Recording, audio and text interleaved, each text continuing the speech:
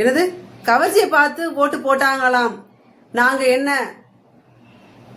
என்று நீங்க நிறுத்திட்டீங்க. கேவலத்தின் உச்சம் அது. உங்களுடைய ஆரம்ப கால படங்களை போய் பாருங்க.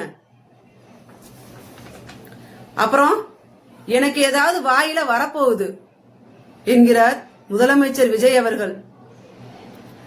ஒரு முதல்வர் இப்படியா பேசுவது?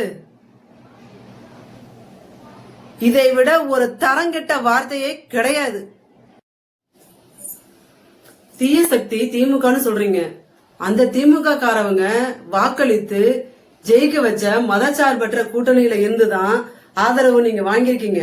வாங்கிக்கிட்டு எங்க முதலமைச்சர் ஸ்டாலின் ஐயா அவர்களுக்கு மனசாட்சியே இல்லாம மீண்டும் அவரை தீய சக்தி என்று திருச்சி மேடையில சொல்லிட்டு இருக்கீங்க. திருச்சி மேடையில மட்டும் இல்லங்க, எல்லா இடத்துலயும் அவரை தான் சொல்லிட்டு இருக்கீங்க, திமுக திமுக தீய சக்தின்னு.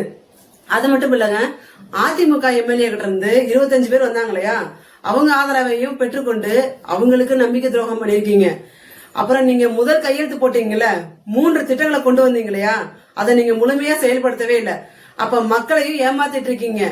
அப்ப நீங்க யாருக்கு தான் உண்மையாகவும் நம்பிக்கையாகவும் இருக்க போறீங்க தெரியல.